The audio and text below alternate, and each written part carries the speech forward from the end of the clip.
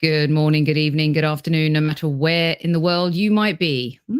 Those Champions League nights are fun, aren't they, Arsenal fans? No matter what you say, it's pretty dang good. Well, you know what else is good? We've got one of our favourites back. Here we go.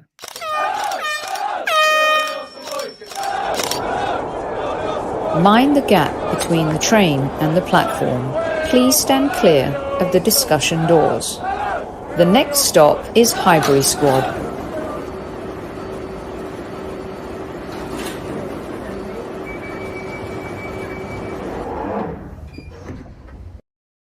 Good evening, boys and girls. Welcome to another live edition of the Highbury Squad. I'm going to do that in an American accent because I'm with my American Venezuelan friend. Although I wish I could speak Spanish, I'm going to start taking Spanish classes because this fella here has inspired me to do so. Welcome back, my podcast brother from another mother, Mr. Demian Arriaga.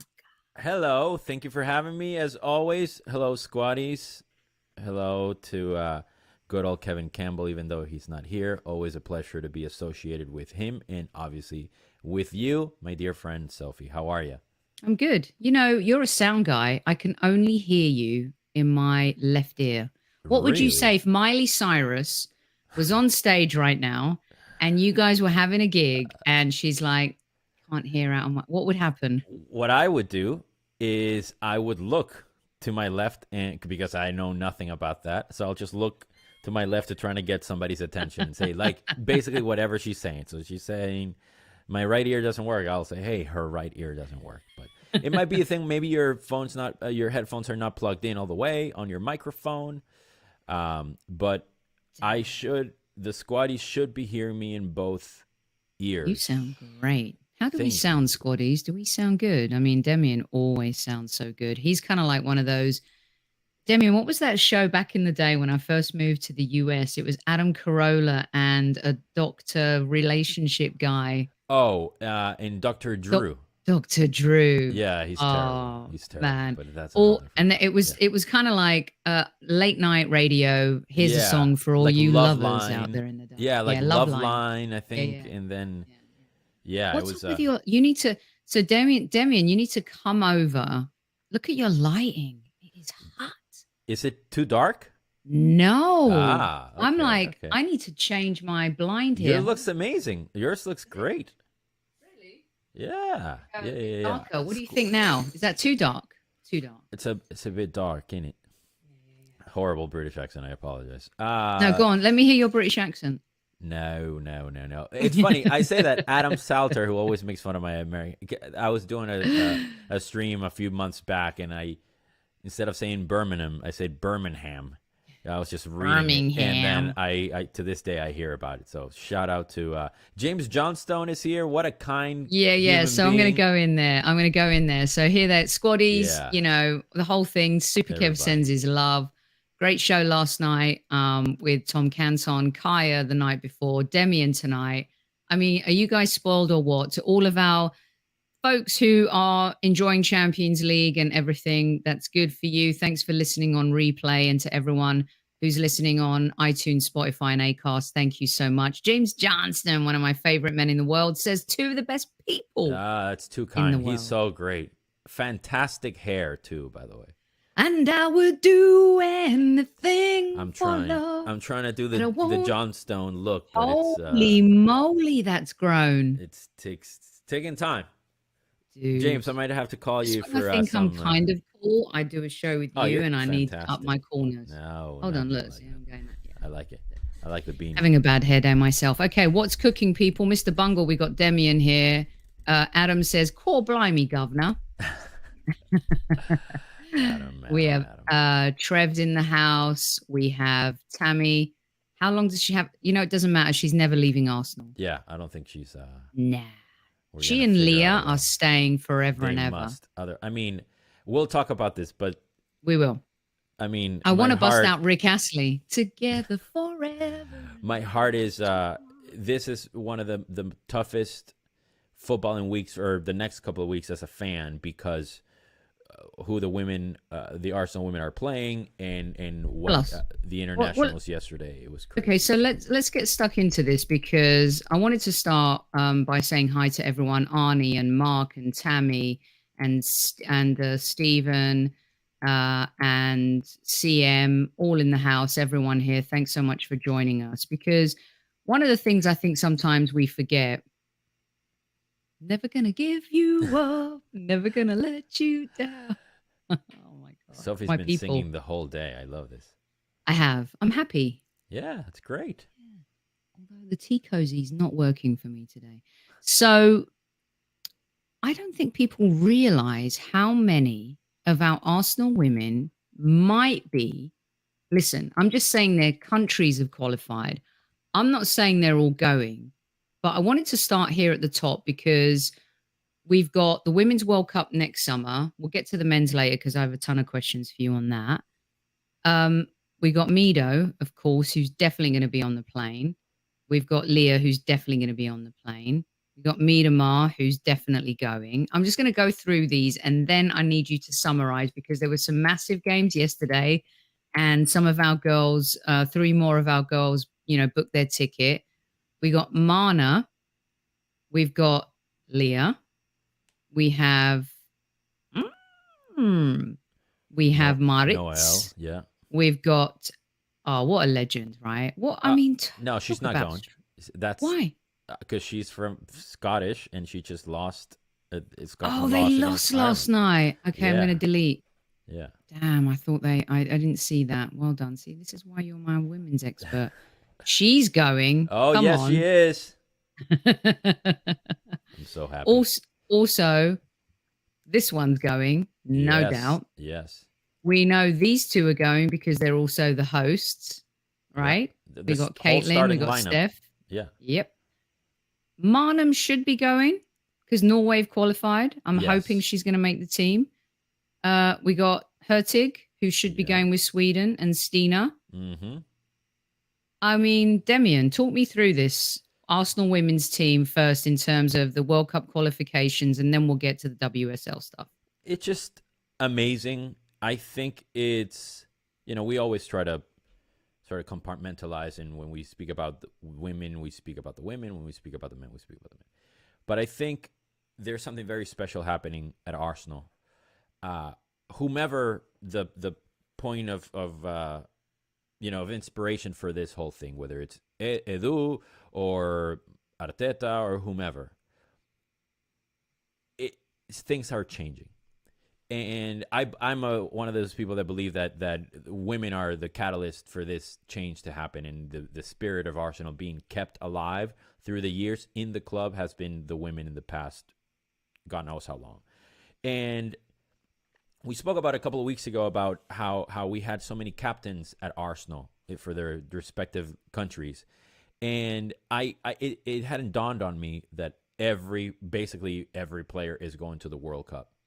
And it's just absolutely incredible. We hear this idea of we need a club captain, right? The captain of the club, or the captain of the team, or who's, Leah Williamson, or if it was Steph Houghton or whatever. Like, they make such a big deal out of this. And in theory, we should have 11 captains on that pitch, right?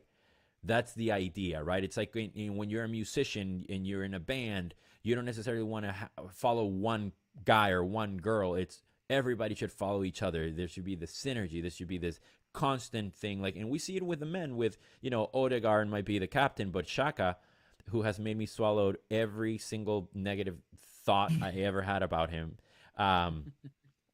he's a de facto captain. So is Gabriel Jesus. And it's amazing to see all these people being so vocal. And when you have that at the club, that's what the men had many years ago. We spoke about this again, a lot of captains. And to have that in the women's team, not only captains, but going to the World Cup, it's just absolutely amazing. Hoping that Jordan Nobbs make it, hoping that Wubben Moy makes it. I hope Jordan makes it too. I hope that Jordan makes it. I really, really do. And, I'm just, it's a I'm overwhelmed with pride and happiness for them, for the players, all of them. I mean, they're history makers.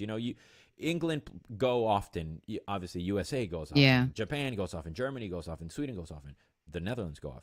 But a country like Ireland, exactly. Go on, when we have Katie McCabe, former Arsenal player, Louise Quinn, it's just, it fills me with so much joy and pride, and I'm just so happy for them because they are effectively immortal.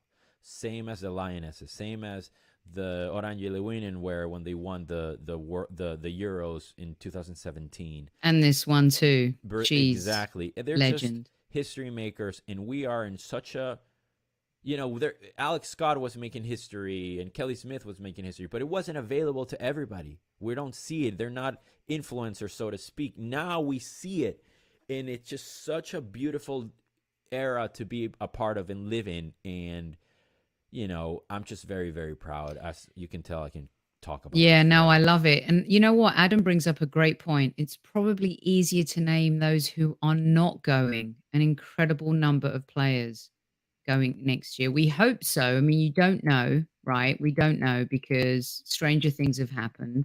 I just think that we can look, and sorry to interrupt, Sophie. I think for specific tournaments, especially a coach like Sarina Wiegman that knows things we don't, sometimes you don't pick players necessarily based on form. You pick them based on experience. It happens in the Dutch with Sherida Spitza. Every coach picks her, and she's the captain. And she's neither the best or the most reliable or consistent, but there's something about her that she's always on that plane. And I'm hoping that, if nothing else, for history and for respect and for gratitude, I think that Jordan Nobbs absolutely deserves to be on that plane. Well, let's see. From the heart, obviously from the heart. Let's see.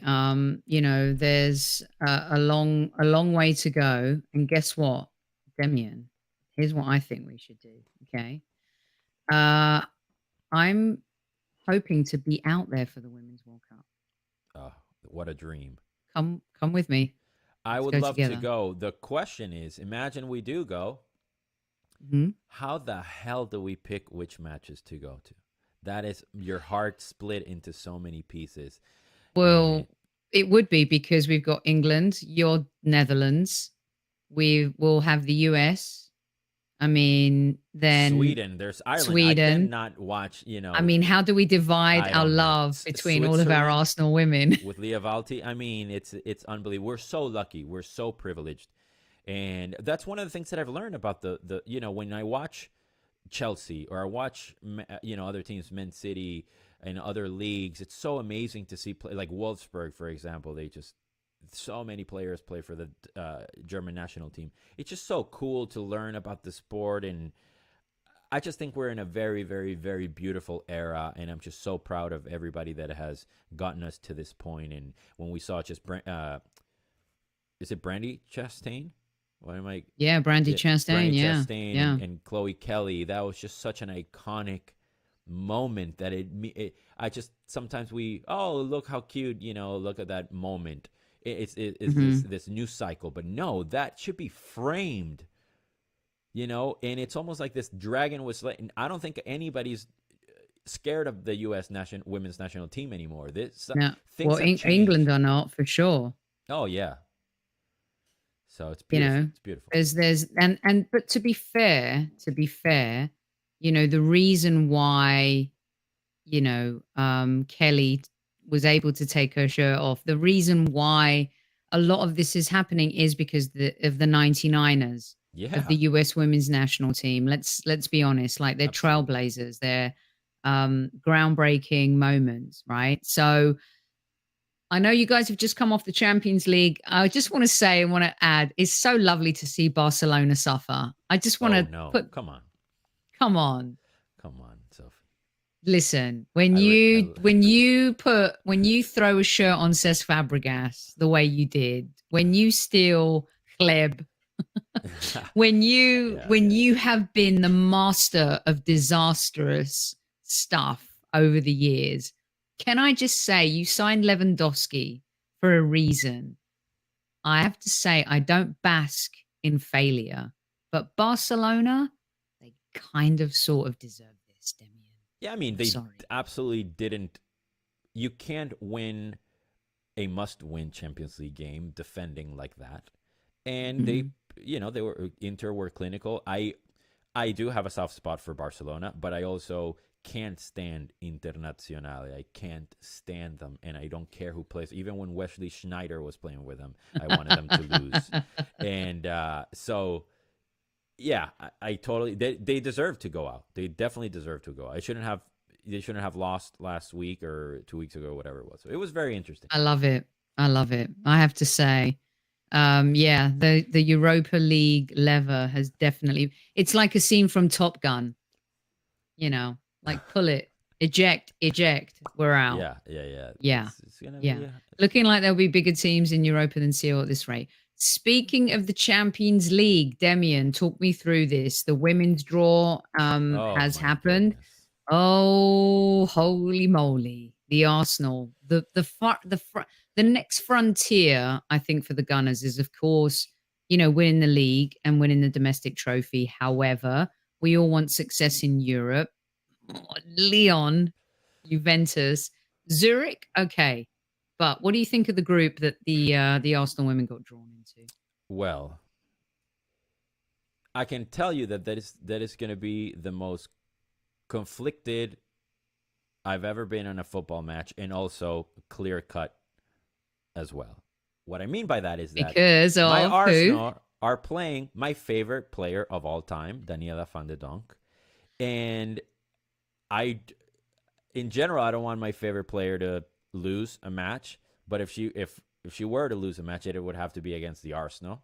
And of course, I clearly want Arsenal to win both games. What I think that is advantageous is that it's a test, and we are higher at a footballing standard than we were when we played Barcelona. Totally. The previous in campaign. both games. So I think we're gonna do much better this time around. And I don't think that.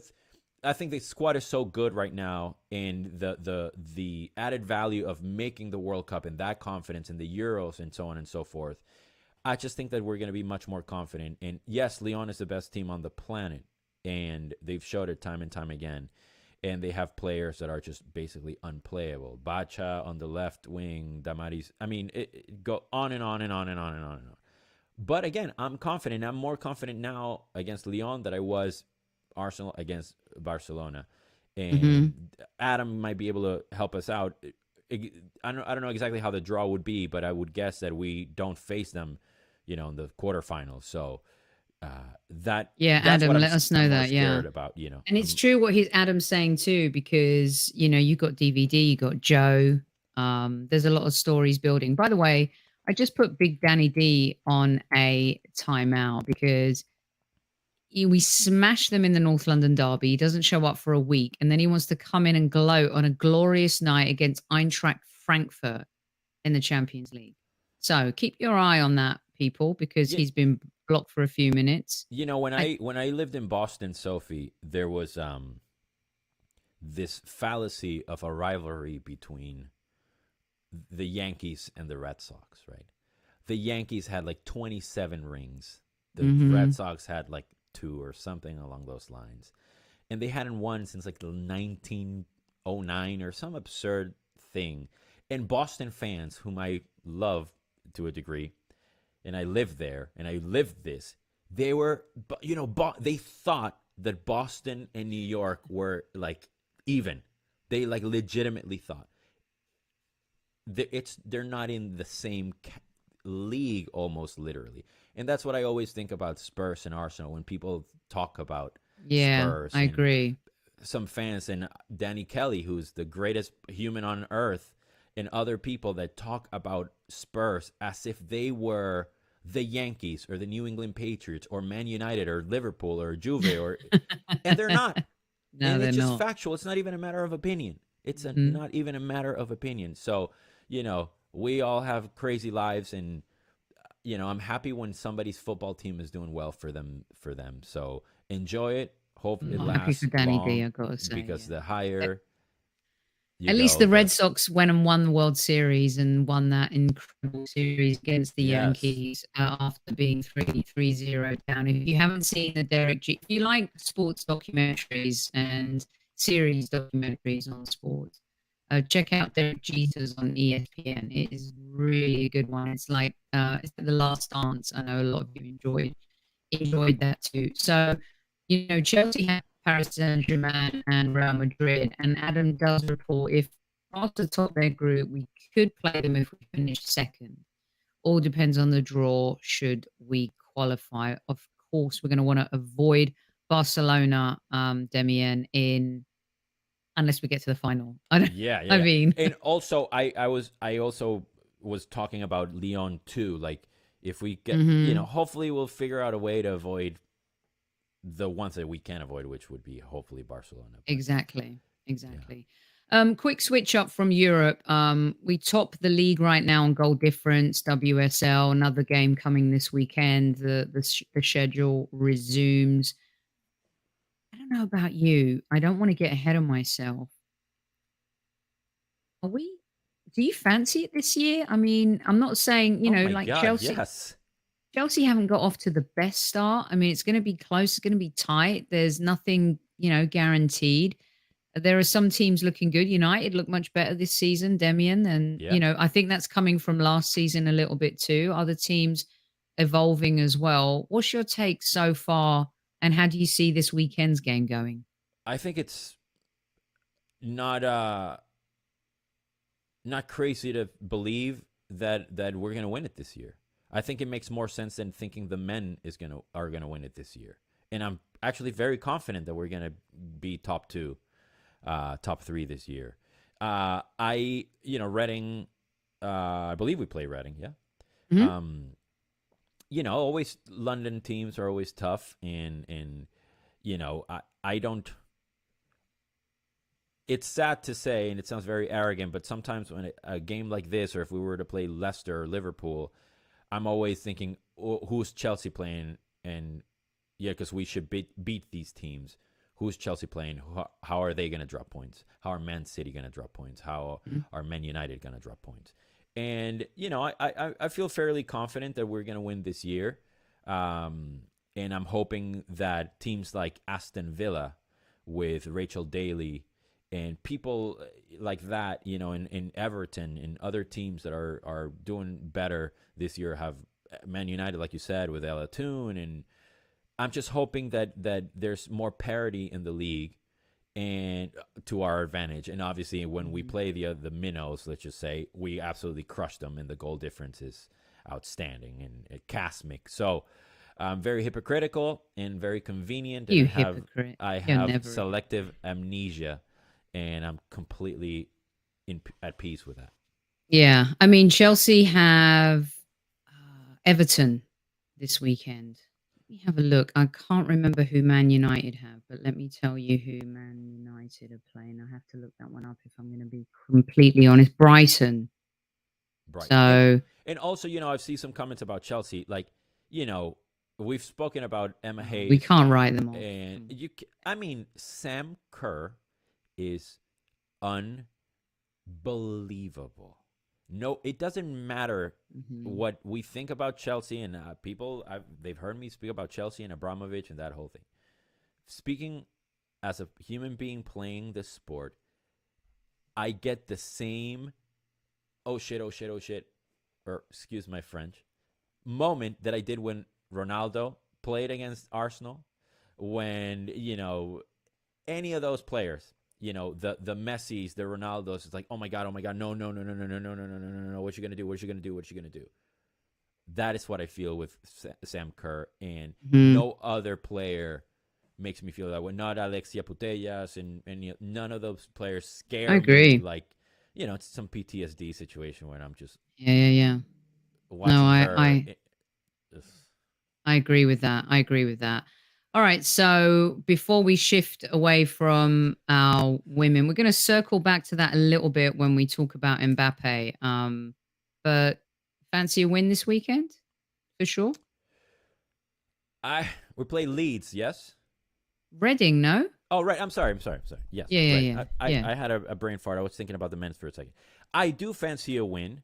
I think that the post World Cup qualification, hopefully, it won't be like a hangover from the celebrations, but it will be let's keep going, one match at a time. The old cliche, let's keep going. And I definitely feel confident that we're going to win against Reading this weekend, for sure. Okay, Danny, I'm going to give you a warning. We were not lucky against Liverpool. We smashed them. Don't come here bragging about beating Frankfurt, okay? Don't do that. Otherwise, you get another red card, and eventually you'll be barred forever and ever and ever. So just be careful. Lynn says Emma Hayes knows how to get results. However, our young manager has also shown his quality. Adam says hot prediction: Nobbs doesn't get a plane ticket. Neither does Houghton. Yeah. Reggie says they fall behind so often, but Chelsea's bounce back ability. I mean, it's true. They're very strong. Never write them off. It's the same with Liverpool a little bit in the sense that, okay, tonight they beat Rangers 7-1.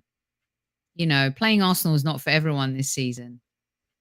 I'm just saying, but it's not over until the referee blows the whistle, and there's a long, long way to go on that as well. All right, just switching gears real quick here, Demian, because I've got a couple of other subjects that I want to talk to you about. Keeping in the Arsenal theme for now, I was reading an article by James McNicholas, Gunner blog, and if you guys can go check it out, it's on The Athletic. I'll include it in the link of the show as well, because I thought it was a really interesting article where James talks about the Arsenal getting smarter. And, Super Kev and I have been talking about this a lot, Demian, in terms of where we've come from with Mikel Arteta and kind of where we're going. And I wanted to read this a little bit because, he gives a little bit of a timeline as well in Arteta's tenure. And he's talking about, I've kind of pulled a couple of things here. 22 minutes into Arsenal's win over Liverpool, Trent went down with an injury. A wayward foot from Martinelli had caught the England international on the ankle. He spent the next few minutes receiving treatment. The game stopped for a couple of minutes. And although Arsenal were 1-0 up, the momentum had swung Liverpool's way. What James proceeds to talk about is how Arteta uses these moments to regroup, right?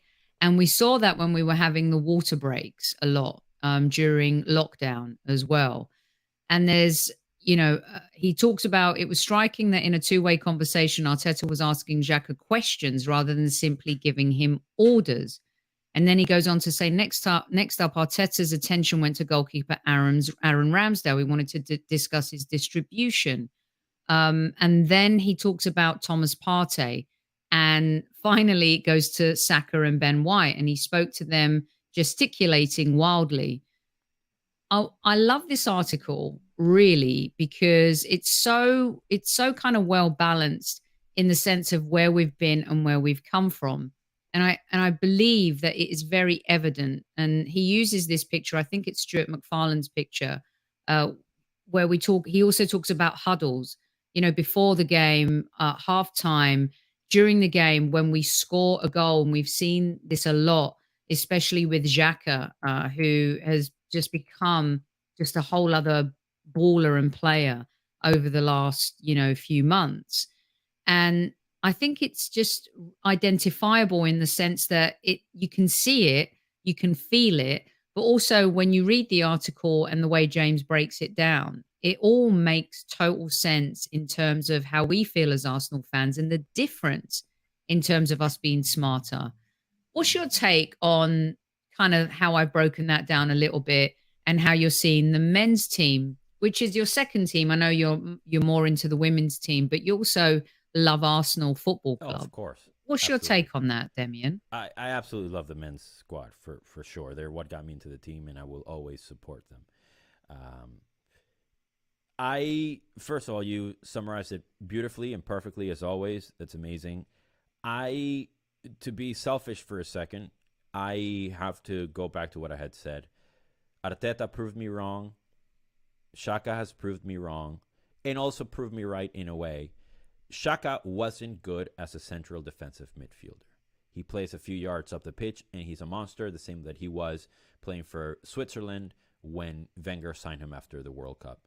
Stellar performances. Completely different player, unbelievable. And if I saw him in person, I would shake my hand and apologize to him, to his face, and to his family. Okay? That's how I feel.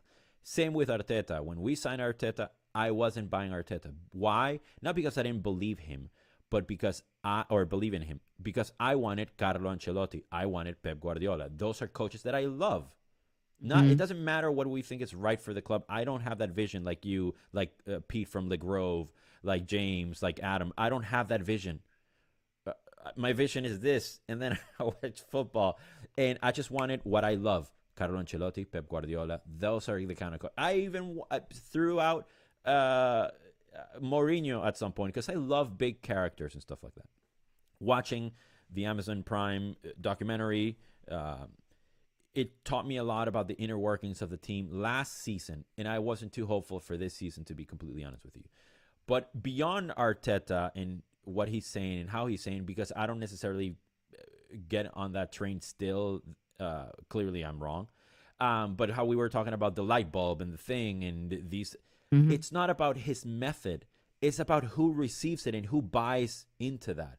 It doesn't matter what I think. And clearly, the group of players right now believe in him 100%. And it's incredible. So if they're doing huddles, I think that's amazing. I'm surprised that more teams don't do it more often. And even though I'm like anti-water break type of situation, or I don't love somewhat that, the anti-Americanization of the sport, I think that's any opportunity you have to talk, to do the thing, or have the defenders get. I think that's amazing, and it's beautiful, and it's part of our identity. It doesn't matter what people think and what they think. You know, Danny, as a Spurs fan, obviously I'm not fully minimizing your club. This is just in banter. You know, he sees football in a different way because culturally Spurs stand for something that's very unique and very particular, and he loves the fiber of his club the same way that we, you know. And if there's things that Spurs are doing that we might not like, but it works for them, amazing. If people, we don't like how Conte is, but Conte is winning, and we might be doing amazing, but they're a couple of points behind us only, that's something very, very special. And of course, I encourage him to love that squad and that team and that manager. Not so much Harry Kane. But us, what we're doing, it's beautiful. It's a thing. It's like when people were making fun about Jurgen Klopp, like, why is he going up to celebrate a win? And 3 years later, Champions Leagues and leagues and multiple cups. And it's just amazing to see. And we're fine. We've been yearning for this. We've been wanting this. And this is just one more thing of this added puzzle, you know, this bigger picture. I get that. And, you know, it's, if Arsenal are having a brilliant season, so Spurs, they're only 4 points behind. I think, though, it's because of how far Arsenal have fallen that the narrative is a little bit different for us. We were the dartboard. People were taking the piss out of us. People were loving the demise of the Arsenal. And, you know, people even now are saying kind of we've come from nowhere. And like, what are you talking about? This has been 2.5 years of grafting and trying and processing. And now people want to say, oh, look where they are. And it just diminishes the whole journey of whatever, you know, that process has been. And Lynn says it works both ways because Arteta has totally bought into these players, and the manager and players are all on this journey together. And so are we as fans. There's no doubt about that. Adam says the best thing I can say about this, it's convinced me to go back to the Emirates to watch them play, to watch the men play. I've been twice and it's amazing. It's a totally different vibe and atmosphere. There is more friendliness. And, you know, Kevin has said this for the last 2 years. So winning cures everything. And what is sports about? It's winning. Look, it's not about participation trophies. It's not about that. and we've been lucky to win 4 cups when we were in our dark days and on our knees as well. So, I've tried to be controlled about my feelings about this, Demian, and there's a World Cup sandwiched in between. And I want to get onto that now because is this bloody World Cup going to derail our dreams? Is this men's World Cup going to ruin the momentum that we've built? I mean, I think most fans, and I want to hear from everyone, whether you're live with us, listening on audio, or you're going to be listening later on replay on YouTube, please let us know in the comment section, because I have to say, I am an obsessed football fan, and I've never not looked forward to a World Cup like this one. Where do you sit, Demian? That's a brilliant question. I think we both know why we both aren't necessarily looking forward to this particular World Cup in a way, because of human rights violations and all that other stuff. Unlike, and I might be wrong, right? Unlike with the women, that not only are they all captains and are all going to the World Cup, I personally care about their emotional well-being, their financial situation, their families, their health, their personal lives. I care about these people. With the men, I don't necessarily have any personal attachment to any of these guys. And selfishly, I would love it if they didn't make the World Cup squads, if they stayed home in London, and if they just focused on Arsenal Football Club. That is what I would like. When the 3 Gabis were dropped from Brazil, yeah, it was the best thing that happened. Whether it's a health thing, a fitness thing, a confidence thing, a proving people wrong thing, it doesn't matter. Something has sparked in them. And I think that helped us for the North London derby, to be honest with you. And especially with the added sort of spice of Richarlison versus Gabriel Jesus or Martinelli. Like, Max Bredos, that we both love, and sometimes we see some of his opinions, and I want to be like, dude, I thought we were friends. I thought I loved you. What the hell are you talking about? This comment about Richarlison being like world class, I was just like, okay. And the world saw that he's somewhat of a farce compared to these guys. I don't mean that literally. So if that continues to happen with a lot of the squad, and I don't know if Xhaka's going to the World Cup. I don't know, should Ben White go? Yeah, but you have Kyle Walker. Like, it doesn't matter do I want a good experience for Ben White? Yeah, he's going to get plenty. Whereas with the women, I want them all to play. I want them to succeed. I don't want any of them to lose. I want all of them to win, like that whole thing. And I am also not particularly looking forward to this World Cup. But I know I'm going to watch it. Like, going back to what Kevin said about winning cures it all. Like, 5 months ago, you would have asked me what I thought about Xhaka. I would have told you, please, nobody's going to win anything with Xhaka. Get him off the team and sign literally anybody. You can have Stevie Wonder in the midfield, and I would have more confidence in him. Frankie de Jong, anybody. Calvin Phillips, who I love. How wrong am I? I know nothing. And right now, Xhaka shouldn't go anywhere. I can't believe I'm saying that. He is it's paramount to our team for so many things, so many reasons. So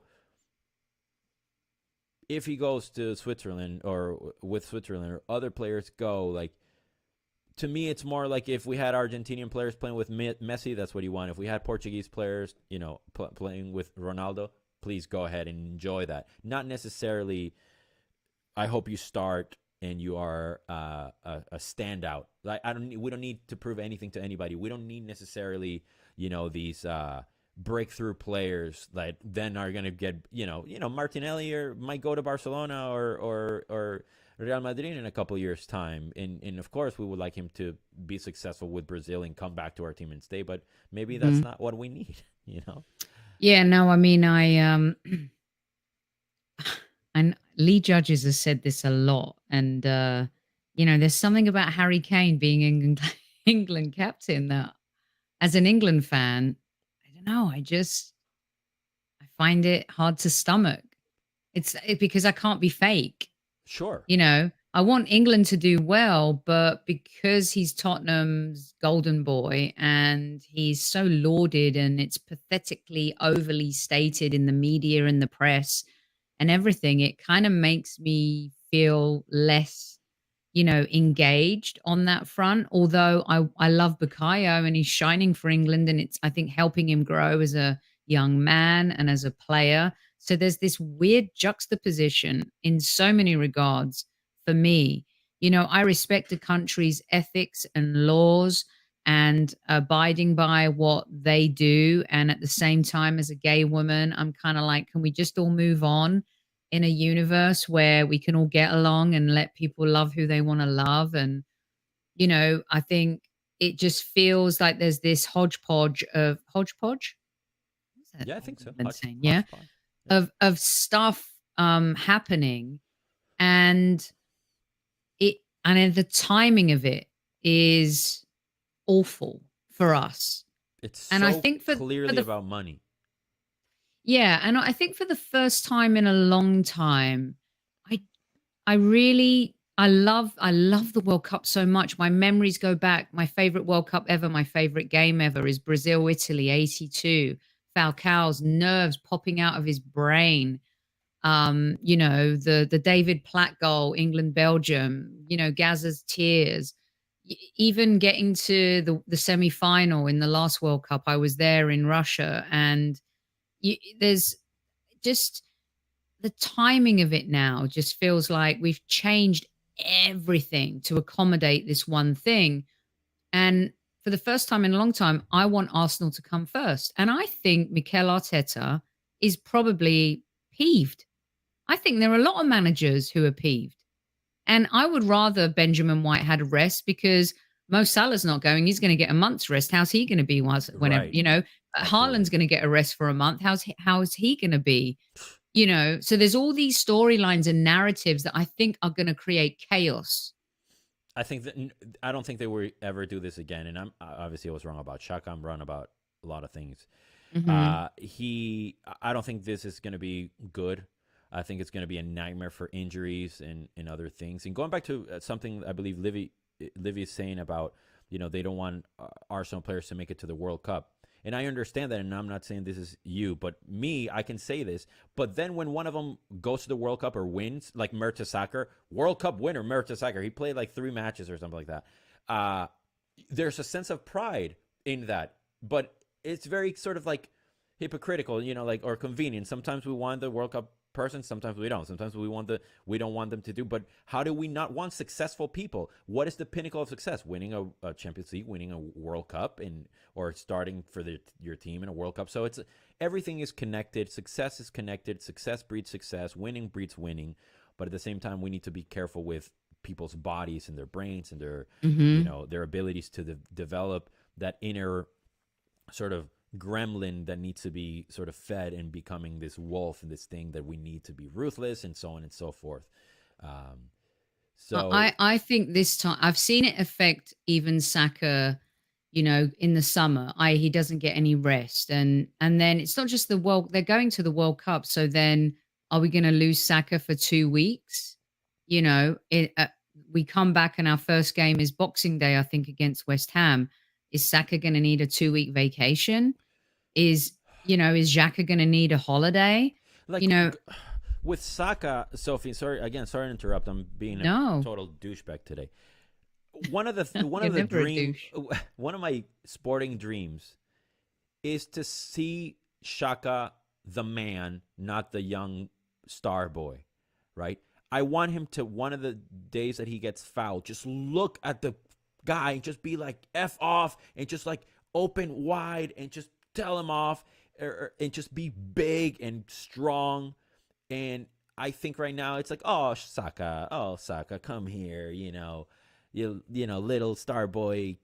I want him to do it. And sometimes you need time off to go to the gym and just be freaking mean and get into a couple of fist fights and and just grow more. And sometimes that's what, Goretzka from Bayern Munich, there was a summer where this guy was just like Fabio Vieira, and then next thing you know, he's like Lukaku. Unbelievable. This guy he went into the gym for 3 months and he just trained, and he's a fixture now. He's like a staple in the Bayern team. So I breaks are welcome, especially when you're trained your entire life to have this arc and follow the arc of world football in the summer, and then you know how to time it, and then you can do this, and then you can do this, and then you can eat a lot, and then you know how when you're going to train, and your body gets used to it. And mentally, you need that month to eat like crap. A lot of players do. Back in the day, players were smoking cigarettes. Who knows what the hell Ray Parler and Ian Wright were doing, during those breaks, those summer breaks. They need that. They're human beings. They're not here to serve us, to breed success for us while we sit in our apartments. They need to have mental health that's on point. And if they need to be like, you know what, I'm going to punish my body for the next month, and then I know what I'm going to do. I'm going to train, and I'm going to do this. Not everybody's Cristiano Ronaldo that, wins the Champions League, and the next day he's training by himself at 7 a.m. or whatever. Sure, let Ronaldo be Ronaldo, whatever. Yeah. This is different. Yeah, it is. It's a totally different. Mikel Arteta is not going to be able to afford to not have those players, Demian, for too long. And it's very different from a summer tournament and saying, you know what, you can skip preseason, and that's what usually happens. So, and I know Double O, it's their job and they're well paid for it, but it is a different scenario. What we're asking these players to do now is go and play at the World Cup, come back. And then when you come back, so the final is on December 15th or 13th, somewhere there. And then we play, we got the Christmas fixture list that kicks in. And if we win these next few games, we've got a tough game against Chelsea coming up in the first week of November. We've got Leeds, we've got Southampton. We've got these winnable games. You find yourself top of the league and you're in the ascendancy. And then you've got to deal with these things and also the potential injuries. Xhaka's going, Odegaard's going, Jesus is probably going to go, Martinelli will go, Saka will go, Tomiyasu's going to go, Benjamin White maybe not, Ramsdale's going to go. Gabriel 6 is going to go. Saliba will go.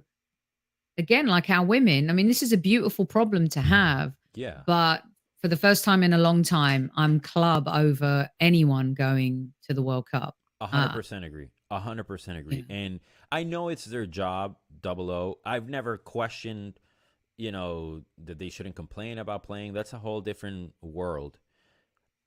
I just think that we're used to something in a way that is not disruptive. Everything is done so that it disrupt the least possible to the club, or it's the least inconvenience to the club. This is F you to the clubs. This is what we're doing, whether you like it or not. And because there's so much money and your fans are going to watch it, you're going to have to do it, and you're going to follow what we say, and that's it. And exactly. They never gave us an option.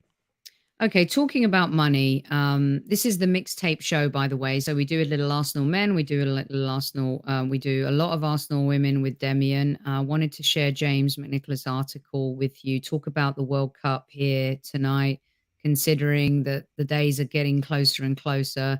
And then as we're talking about money, I really had to get your take on this and also the squaddies as well, because look, this guy is a generational talent. He is a very special player, does insane things on the pitch. And seeing him play when he has a smile like this versus kind of being the sullen guy that he's become, doesn't like the way the coach is playing at PSG, because it kind of enforces Neymar's role a little bit more. He and Messi have been playing great this season. And apparently he was promised certain things to happen, i.e. you can run the club and pick the manager, which is not true according to Julien Laurent.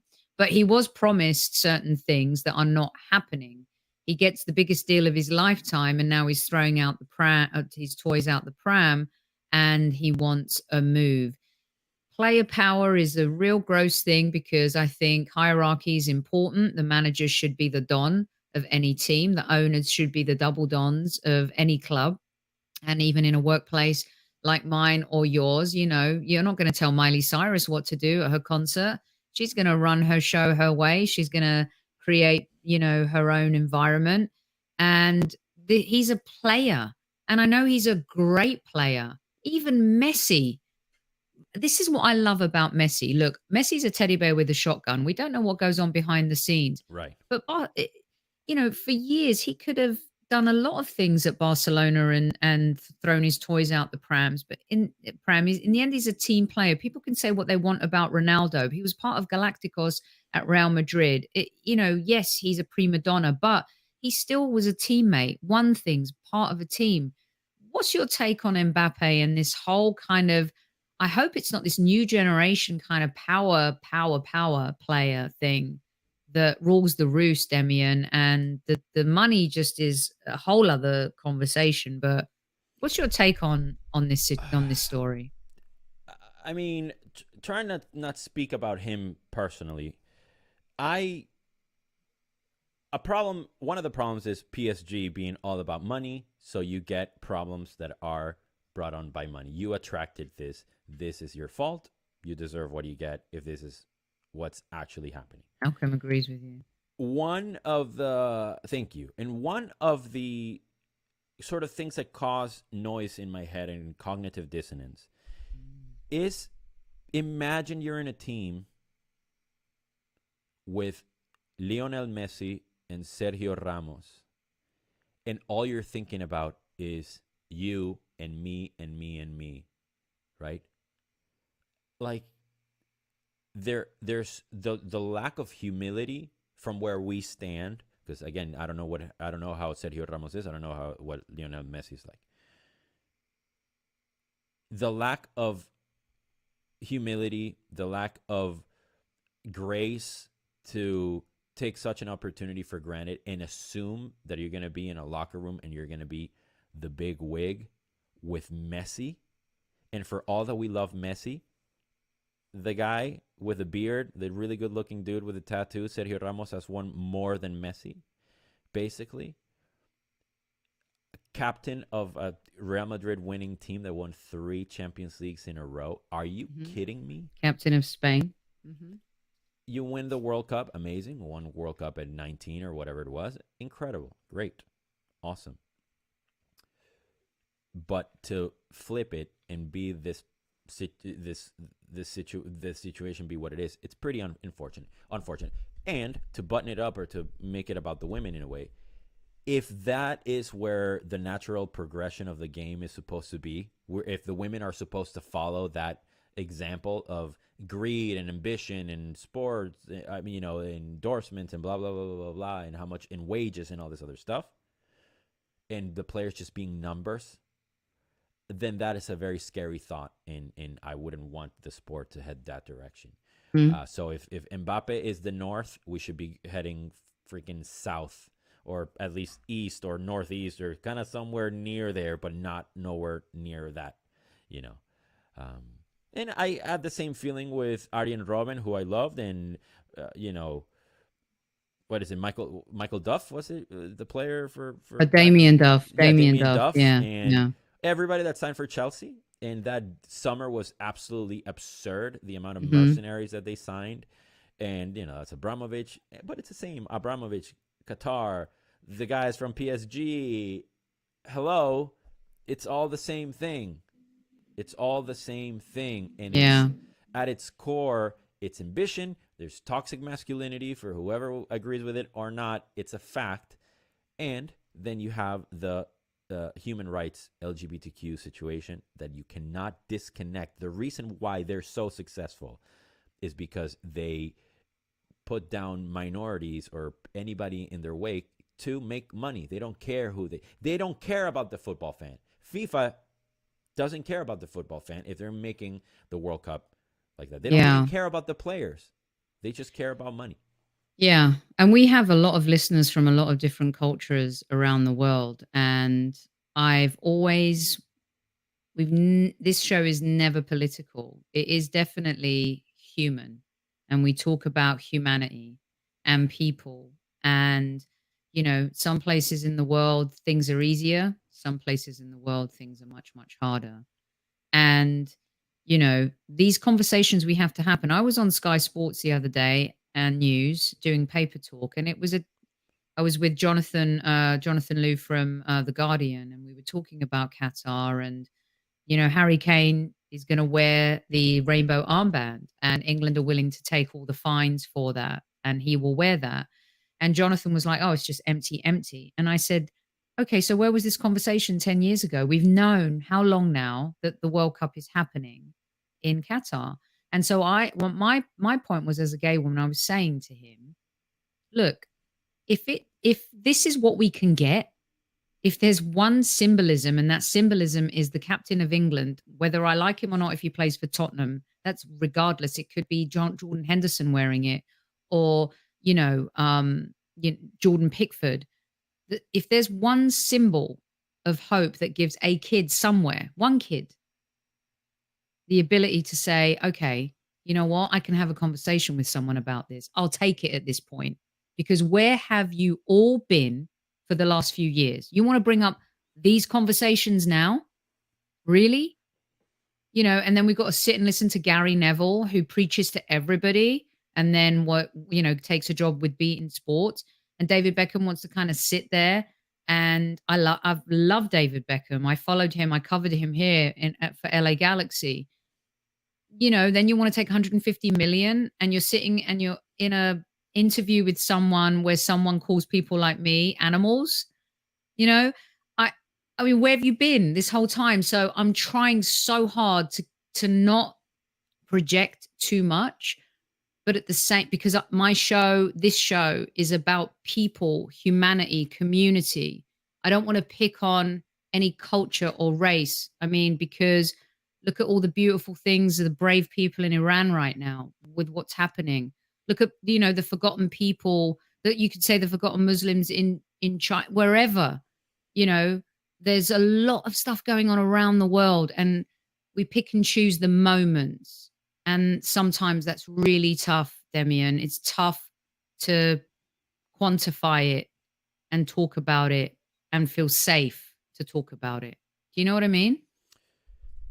When I say yes, I just mean that from a being cordial and empathetic, because there's no way that I could come close to understand or go through what you have had to go through your whole life as a gay woman, an open gay woman, female in sports, yada, yada, yada. We talked about this ad nauseum. It's unbelievable. It's like, it's hard enough to go to a Arsenal pub if you're a Spurs fan, right? A guy.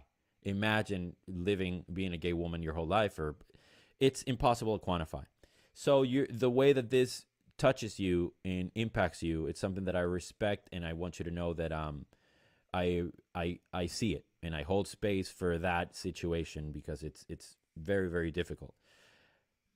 The hypocrisy and the money, it just darkens so many people's minds and hearts and the moral compass. And I've never been offered X amount of millions of dollars. You're talking about life-changing money to do something, but to put your morals aside, we've seen it with commentators. The person who used to narrate for NBC Sports here, he gets a cushy offer from Live Golf when he's tweeting months prior about human rights and this or that and the other. Then he goes and works for these people. By the way, Peter Drury is a million times better than that person. We're catch human Peter beings. Drury on Magic Mike's show last night. It was great, by the way. Amazing. Yeah. People are human beings. If I'm with a group of Arsenal fans at the Emirates and they're playing Spurs and they say some anti-Semitic insults towards the fans, Harry Kane or whomever, I would probably try to punch that person in the face, and I would never speak to them again, and I would think they're a disgrace to my club. Mm-hmm. It doesn't matter who, it doesn't matter. It could be Harry Kane and Terry Sheringham and whomever, people that I hate, and there's homophobic chants, there's anti-Semitic things. I will be Team Harry Kane from that moment in time for the just cause. I don't care what uniform they wear. It's irrelevant. I don't love football that much. So football, for a lot of people, is such a massive part of their identity, and I respect that, and we all have different lives, and I'm no one to judge.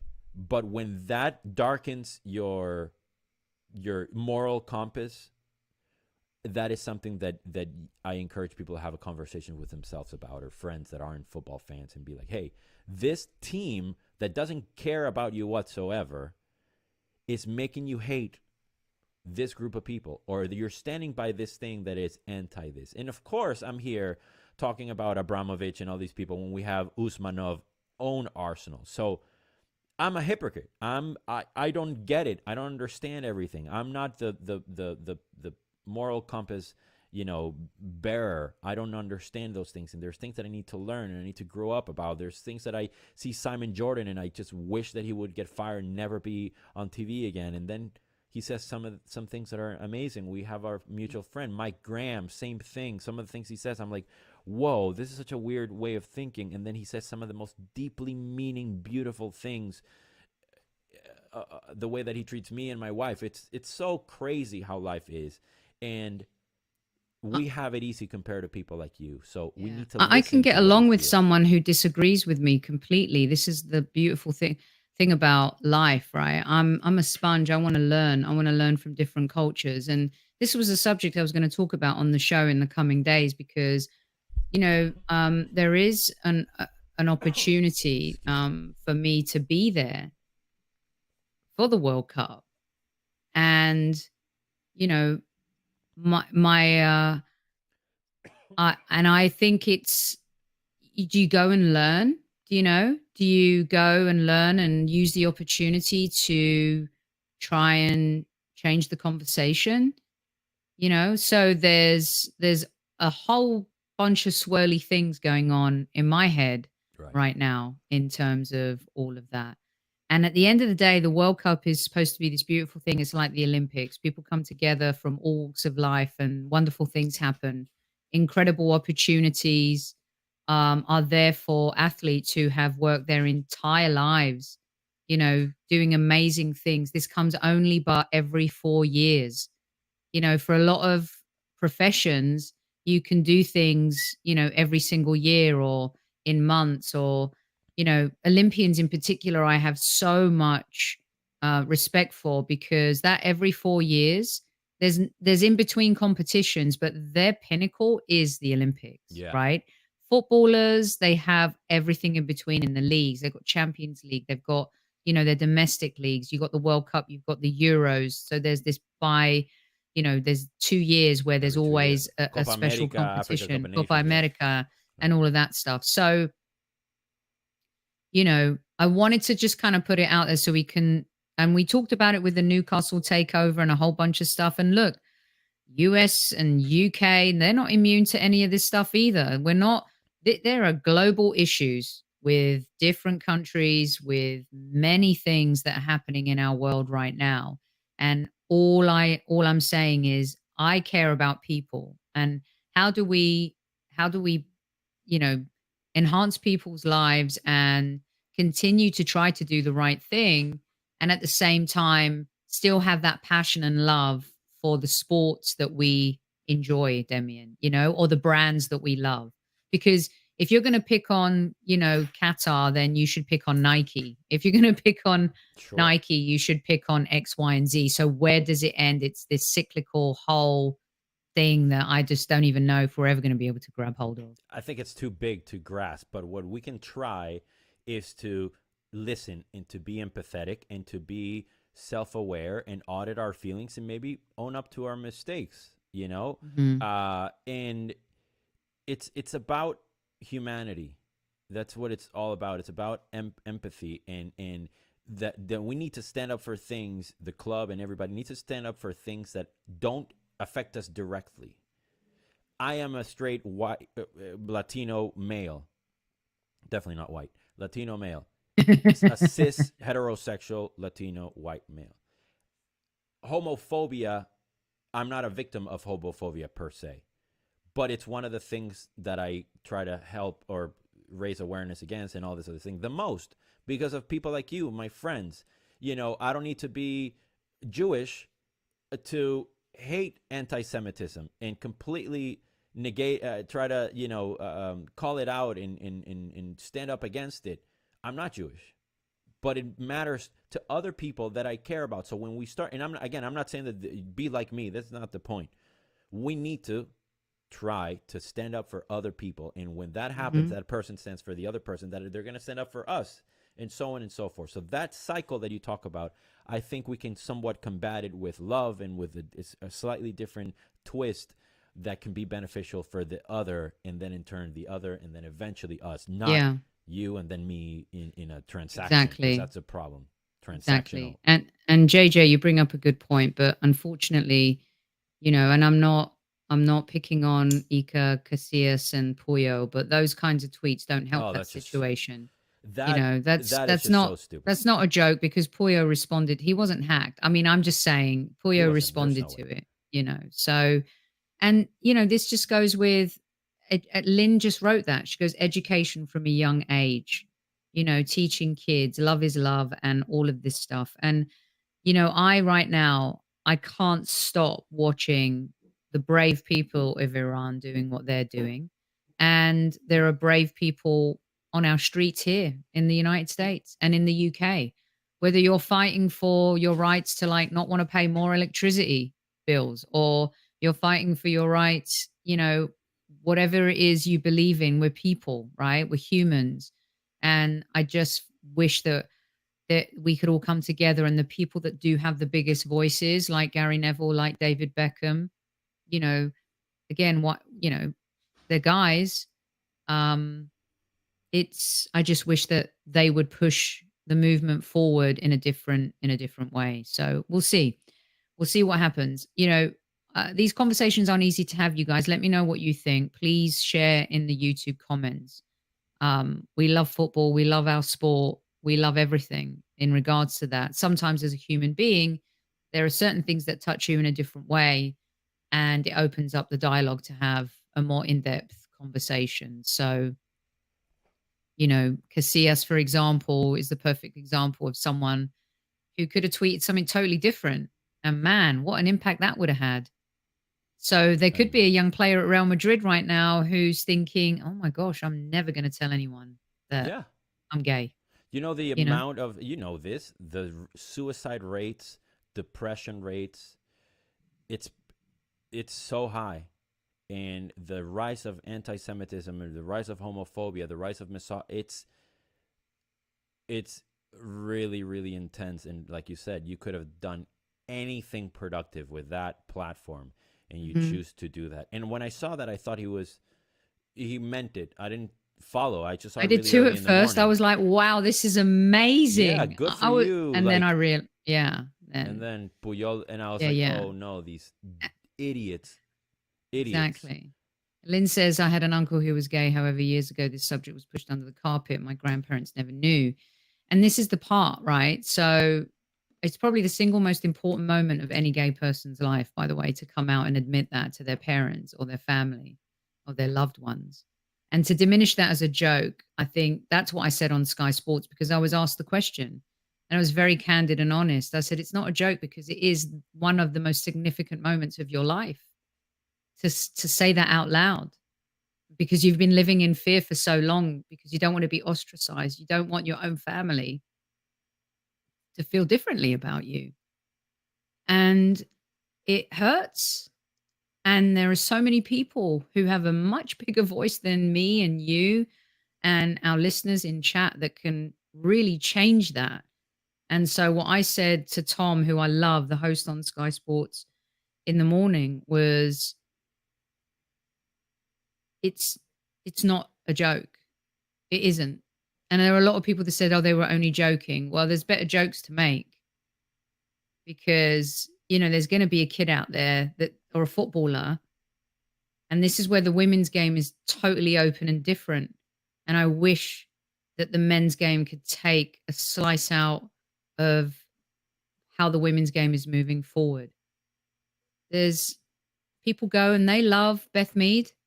They love Miedemar, you know, they love all these players and they see them as players. They don't even see them as, oh, she's gay. They just love the fact that they just are so open and authentic in how they've told their story. And I just wish the men's game could transition into that. And maybe if their peers were a little bit more understanding, because I think fans are ready. I truly believe that the majority of fans are ready to embrace that. And that's where I kind of wish that things would get to. But anyway, let us know what you think.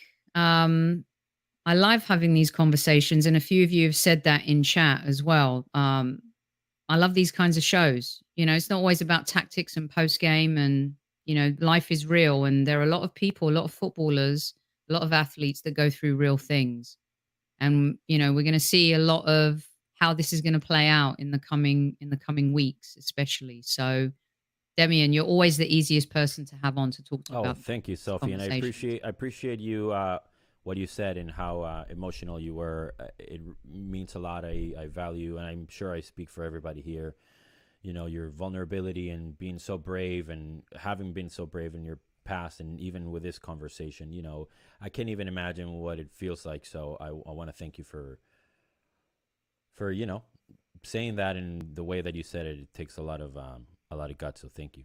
Yeah, and there's going to be a lot of people that don't agree with me, and you know, there probably going to be a ton of people that won't listen to this particular show, but I will continue to do these particular shows because I know the type of letters I get from young people out there, older people out there who are helped by conversations like this, and that's what matters. And a lot of people say that if you can just reach one person, you know, that's a good thing.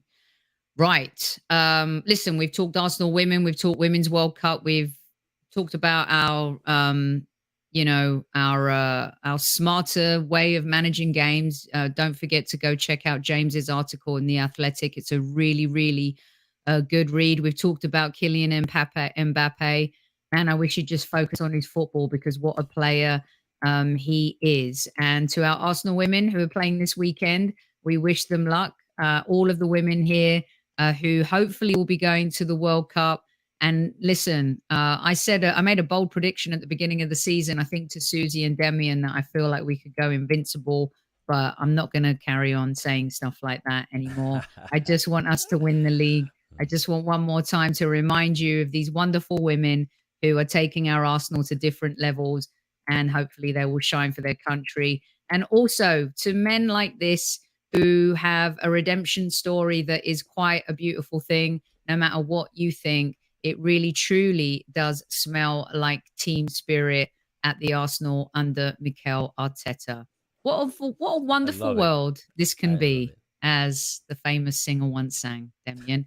So round it up for us. See, you always do this, and I always freak out, and I'm overwhelmed with anxiety, and I never remember how to say goodbye because I don't like saying goodbye to this show.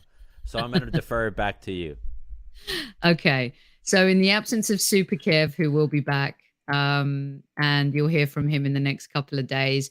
Thank you so much. Please don't forget to go visit our friends at ZENITH Coins. Get your 25% off the Arsenal coin. And of course, if you want to start nominating people, why you think they're special or why you think they deserve it, the Highbury Squad coin is here. It's official. It's a beautiful thing. And Super Kev and I are going to be the gift that keeps on giving this holiday season. Life is hard enough as it is. So what we want to do here is have a little bit of fun and show you our gratitude for listening to the show the way that you do. And thanks so much for supporting us. Until then, take care. I will see you on Friday. There's no live show tomorrow. I'll be on someone else's show. So look out on Twitter for that. At ease, everyone. At ease.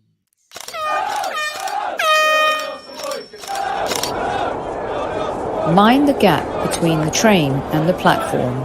Please stand clear of the discussion doors. The next stop is Highbury Squad.